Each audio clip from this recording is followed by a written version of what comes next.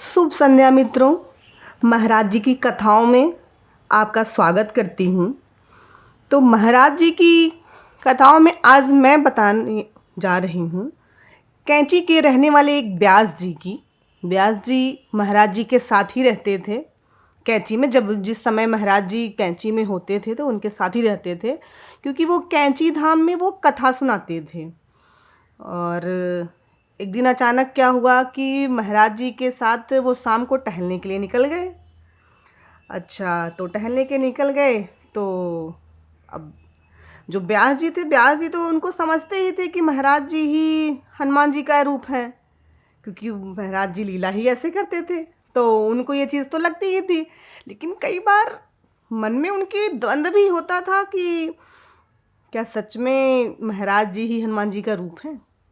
तो उस दिन टहलने के लिए निकले थे शाम को, और वो मन में अपने यही सोच रहे थे कि महाराज जी क्या इनके हनुमान जी के ही रूप हैं।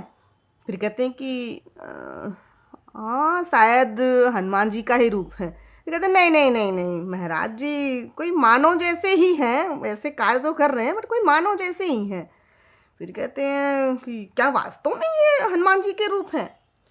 कहते हैं नहीं नहीं, ये हनुमान जी के रूप नहीं हो सकते, क्योंकि उनके मन में यह आया क्योंकि वो काम ऐसे करते थे हनुमान जी के तरीके से, जैसे भगवान होते हैं कि कोई भी जो भी असंभव कार्य होता है उसको संभव बना देना, तो ये लीला तो भगवान ही कर सकते हैं।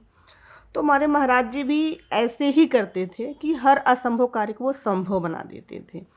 तो यही चीज़ था, इसी से उनके मन, क्योंकि महाराज जी एक मतलब एक साधारण मनुष्य की तरह ही रहते थे। साधारण जैसे किसी के घर चले जाना, मतलब जो भी भक्त प्यार से उनको भोजन दे देता था वो कर लेते थे, प्यार से जहाँ बिठा देता था बैठ जाते थे।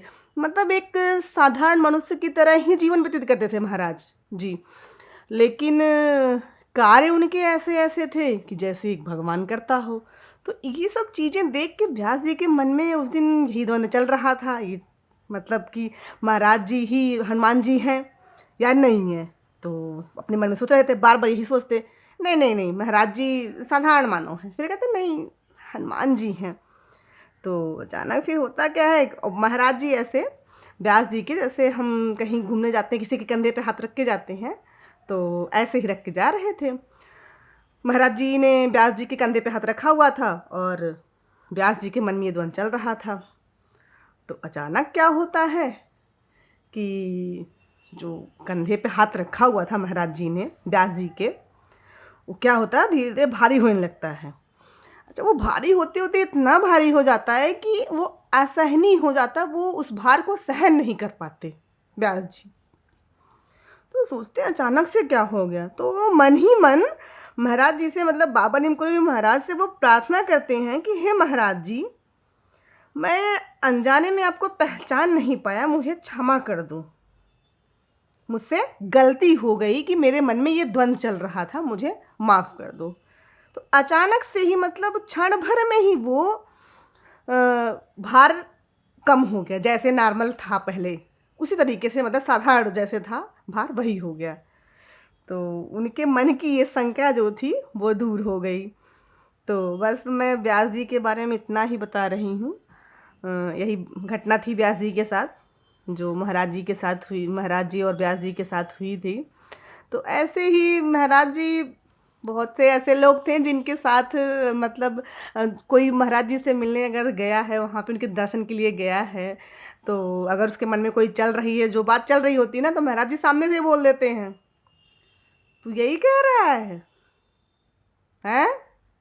तो ऐसे मतलब महाराज जी, क्योंकि वो हनुमान जी ही थे, उनका स्वरूप थे बाबा नीमकरोली महाराज, तो वो लोगों के मन की बात तो जान ही लेते थे। तो बस आज इतना ही। प्रणाम। आगे और भी ऐसे अच्छी अच्छी लीलाएं घटनाएं महाराज जी की सुनने के लिए मेरे चैनल के साथ जुड़े रहिए।